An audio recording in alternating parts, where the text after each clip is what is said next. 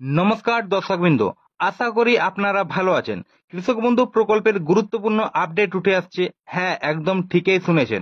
মুখ্যমন্ত্রী মমতা ব্যানার্জি ঠিক কি বলেছেন পাবলিক সম্মেলনে কৃষক বন্ধু প্রকল্পের খারিফ সিজনের টাকা নিয়ে বিস্তারিত জানবো ভিডিওতে।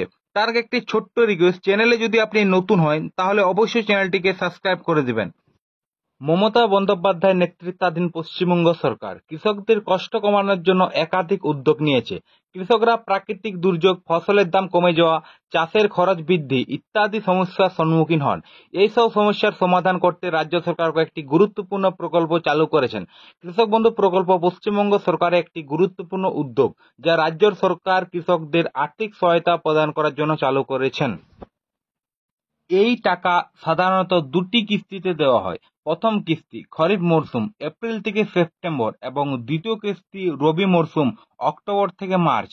তবে এই প্রকল্পের সবচেয়ে হৃদয়স্পর্শী দিকটি হলো, যদি কোনো কৃষক 18 থেকে 60 বয়সী বছরে কৃষকের মৃত্যু ঘটে, তাহলে তার পরিবার পায় এককালীন 2 লক্ষ টাকা। আজ কৃষক বন্ধু প্রকল্পের বাংলার লক্ষ লক্ষ কৃষক পরিবারের জীবনের আশা হয়ে দাঁড়িয়ে দাঁড়িয়ে উঠেছে। এই প্রকল্প প্রমাণ করে কৃষক শুধু উৎপাদন নয়, তিনি সম্মানের যোগ্য, আর তার এই সম্মান দিতে প্রস্তুত আজকের বাংলা সরকার। কৃষক বন্ধু প্রকল্পের টাকা কবে আসবে?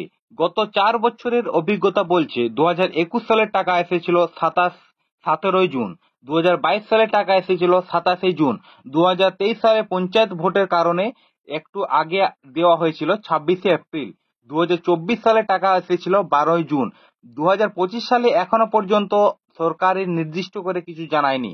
তবে বিশেষ সূত্রের খবর অনুযায়ী 20 মের পর থেকে টাকা পাঠানোর প্রক্রিয়া শুরু হতে পারে। সবকিছু ঠিকঠাক থাকলে 13 জুন থেকে 27 জুনের মধ্যে টাকা অ্যাকাউন্টে পৌঁছে যেতে পারে। 20 মে একটি পাবলিক ডিস্ট্রিবিউশন বলে একটি প্রোগ্রাম হতে পারে। তবে এখানে যদি কোনো কৃষক বন্ধু প্রকল্পের ডেট কিংবা তারিখ কিছু উঠে আসে, তবে অবশ্যই আমরা ভিডিওতে জানাবো। তো এখনকার মতো এই পর্যন্তই। জয় হিন্দ, বন্দে মাতরম।